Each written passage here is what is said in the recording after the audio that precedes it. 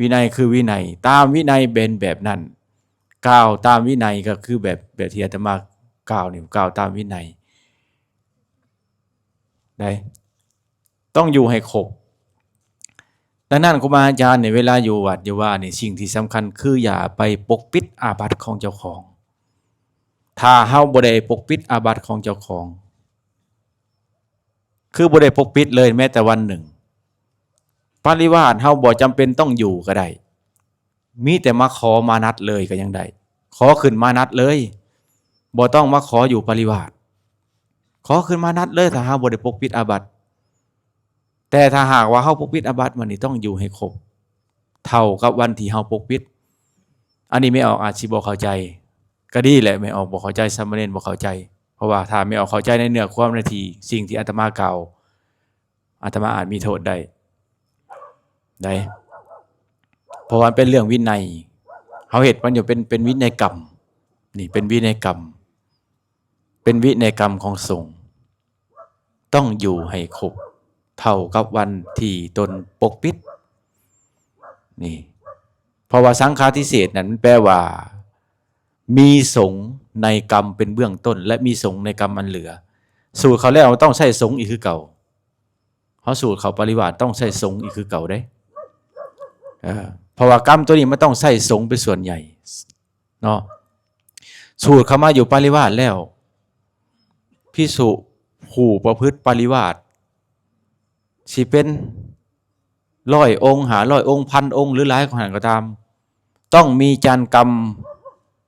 ดูแลเบิ่งแย่งอยู่1 รูปว่าอาจารย์1 องค์นี่สามารถดูแลพระปริวาสนี่ได้100 รูปได้100 องค์500 องค์1,000 องค์หรือว่าหลายกว่านั้นก็ได้เพื่อหยังเพื่อบ่เป็นเหตุให้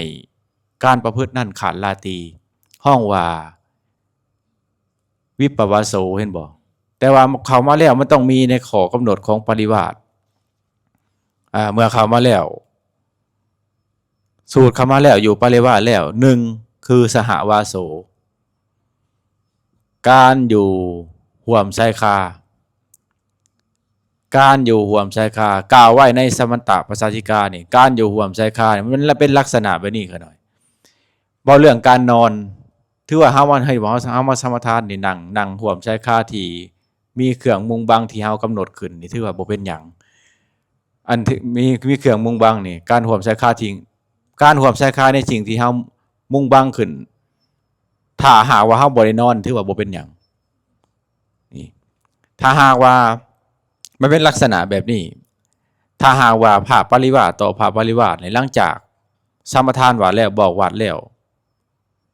นอนพักกันนอนอยู่นี่2 องค์นี่บ่กลับที่พักของตนนี่นอนอยู่นี่2 องค์ถือว่า2 องค์ถือว่าเป็นลัทธิเศษคือขาดลัทธินับลัทธิบ่ได้นี่บ่ได้เกี่ยวทั้งกับจานกรรมก็ดีกับลูกกรรมต่อลูกกรรมก็ได้ก็เป็นคือกันแต่อยู่ตามพรรษาอีกได้บัดนี้กล่าวไว้ในสมตะสมมติว่าองค์ใดพรรษาแก่กว่าพรรษาแก่กว่านอนก่อนพรรษาแก่กว่านี่นอนก่อนนี่นะนอนก่อนนี่ผู้พรรษาหน่อยกว่านี่เห็นอยู่ว่าผู้พรรษานี่อ่อนกว่านี่สินอนแต่ว่าผู้พรรษาแก่กว่านี่เห็นอยู่ว่าผู้พรรษาอ่อนสินอนแต่บ่บอกว่าอย่านอนได้มันสิเป็นลัทธิเศษบ่บอกนะผู้พรรษาแก่นี่บ่บอกผู้ที่จะมานอนทีหลังทั้งที่เห็นอยู่ผู้พรรษาแก่นี่เป็นทั้งลัทธิเศษเป็นทั้งทุกกฎภวัตเพศอีกได้ผู้พรรษาอ่อนนี่ผู้นอนทีหลังนี่บ่ฮู้นี่เป็นเพียงลัทธิเศษนี่บ้านนี้มีลักษณะแบบหนึ่งแบบผู้พรรษาแก่นี่นอนก่อนผู้พรรษาอ่อนนี่สิเข้ามานอนทีหลังแต่ผู้พรรษาอ่อนนี่เห็นอยู่นี่เห็นผู้พรรษาแก่นอนแต่ก็เลยบ่ได้สนใจแล้วก็นอนกันอีกผู้พรรษาอ่อนนี่เป็นลัทธิเศษแล้วก็ทุกกฎภวัตเพศนำผู้พรรษาแก่เป็นเพียงลัทธิเศษนี่ลักษณะของการอยู่ร่วมไสคาเพิ่นถือเอาอิริยาบถนอนเท่านั้นได้การใช้ห้องน้ำร่วมกันกับบ่เป็นหยังการตักสมทานวัดแล้วอยู่ในนี่ก็บ่เป็นหยังนี่ในที่ไสคามงบังนี่นะหรือว่าการตักอาหารก็บ่ต้องไปสงสัยครูบาอาจารย์อยู่ร่วมไสคาก็บ่เป็นหยังเพราะว่าหยังเฮาเก็บวัดแล้ว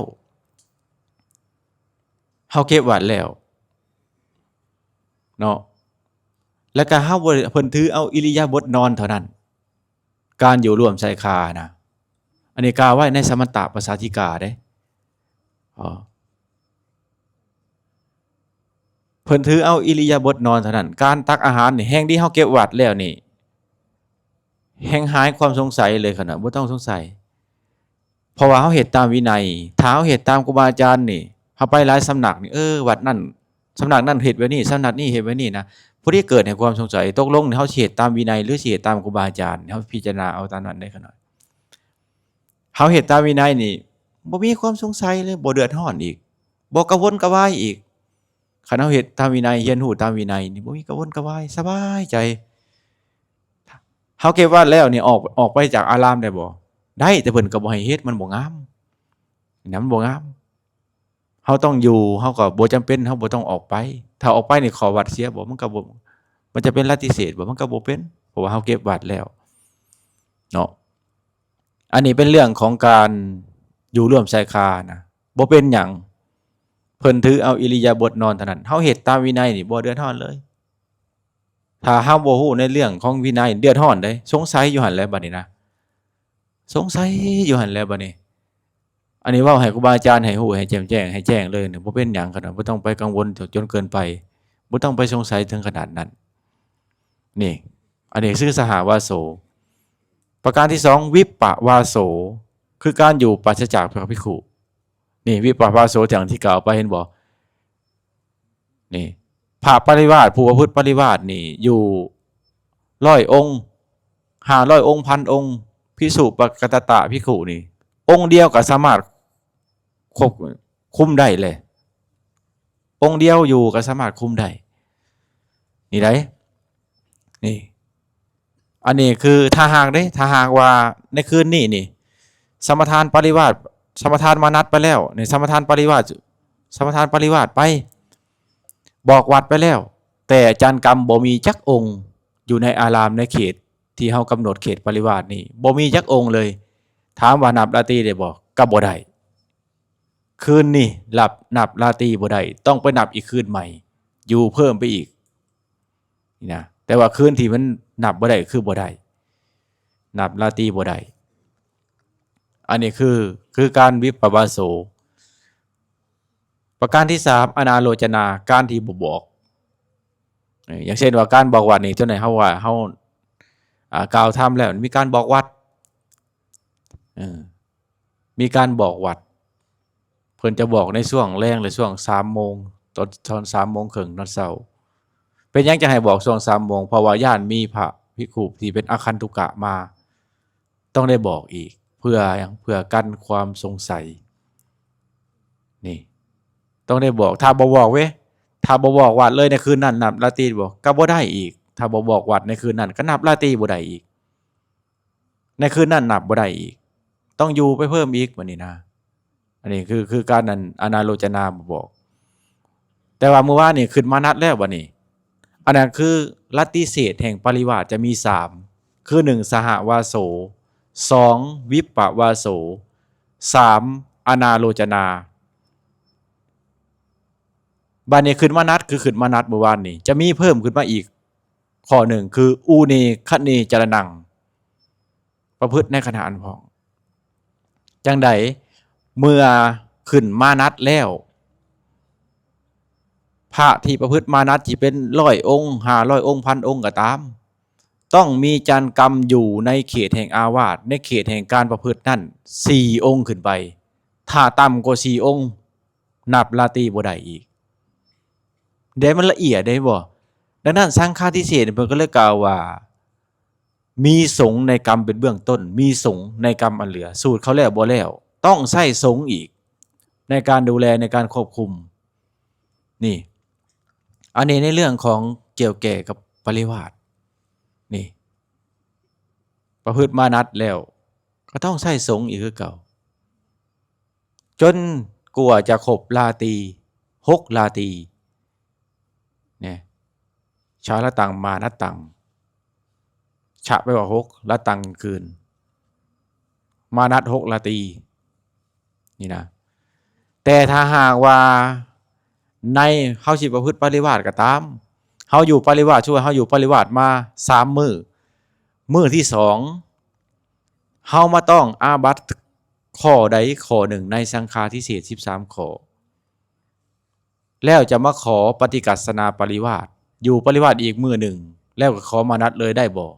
อันนี้บ่ได้ถ้าหากว่าเฮาอยู่ปริวาสมา2 มื้อเหลืออีกมื้อเดียวสิขึ้นมานัดขอมานัดบังเอิญในมื้อที่2ไปต้องอาบัติสังฆาทิเศษอีกแล้วมาขอปฏิกัสสนาปริวาสวัน2 วันที่เฮาอยู่มานั่นต้องยกเลิกแล้วกลับมานับหนึ่งใหม่อีกได้มานับหนึ่งใหม่อีก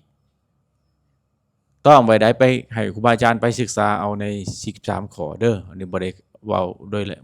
ละเอียดดอกเนาะหรือว่าเฮาประพฤติมานัดก็ตามเฮาขึ้นมานัดแล้วเหลืออีกราตรีเดียวเฮาสิขออภันกรรมแต่ในราตรีที่5นั่นเฮาไปต้องอาบัติสังฆาทิเศษข้อใดข้อหนึ่งใน13ข้อ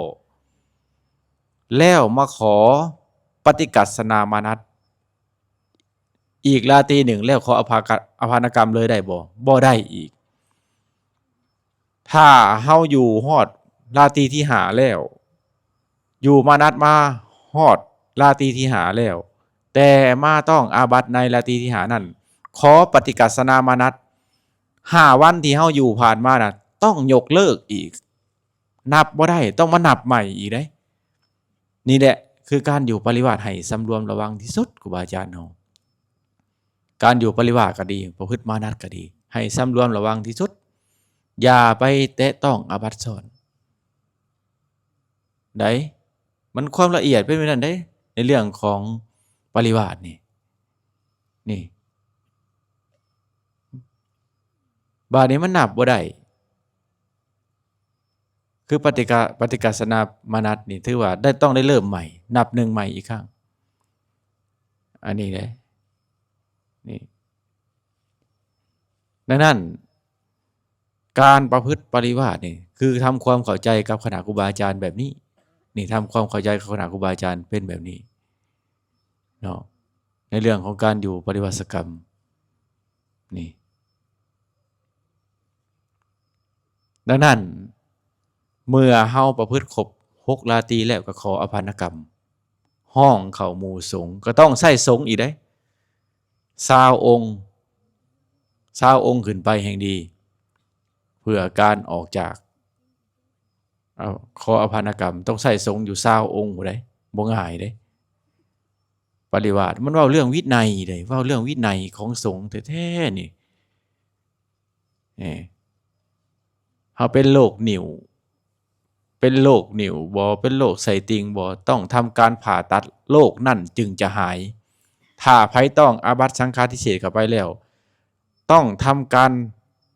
ผ่าตัดนั่นก็คือการอยู่ประพฤติวุฒานวิธีอยู่ปริวาสกรรมจึงจะหลุดพ้นออกจาก13ข้อนี้ได้วิธีการอื่นบ่มีวิธีการอื่นได้อันนี้ในเรื่องของปริวาสหรือว่าถ้าหากครูบาอาจารย์มีความสงสัยในสิ่งใดก็ให้ไปสนทนากันในนอกรอบเอาเนาะมีความสงสัยในสิ่งใดเพิ่มเติมก็ไปสนทนาได้นี่ไปสนทนากับคณะครูบาอาจารย์ได้หรือว่ามีครูบาอาจารย์นี่ที่ประสบการณ์ในเรื่องของการอยู่ปริวาสนี่ก็หลายองค์ก็ไปสนทนาแลกเปลี่ยนความคิดเห็นกับเพิ่นได้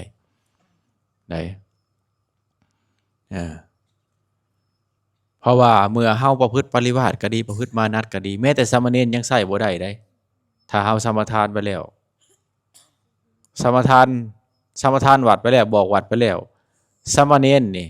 บ่ว่าสิเป็นปริวาสิกาภิกขุหรือว่ามานัตตาจาริกาภิกขุก็บ่สามารถที่จะให้สามเณรนั้นอุปถากได้ถือเมิดสิทธิ์บ่ให้โอวาทก็บ่ได้ให้โอวาทแก่กันโดยให้แก่กันให้โอวาทแก่สามเณรหรือว่าให้โอวาทแก่ภิกษุณีให้โอวาทแก่คนอื่นก็บ่ได้ถ้าเฮาอยู่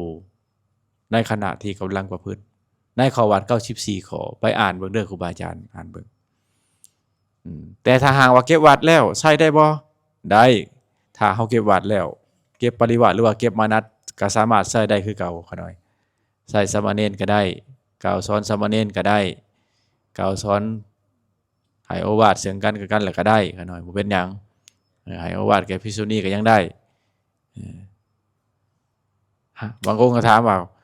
อยู่ปริวาสถ้าเก็บวัดแล้วรับกิจได้บ่ได้ถ้าเพิ่นอนุญาตให้ไปถ้าเพิ่นบ่อนุญาตให้ไปก็บ่ไป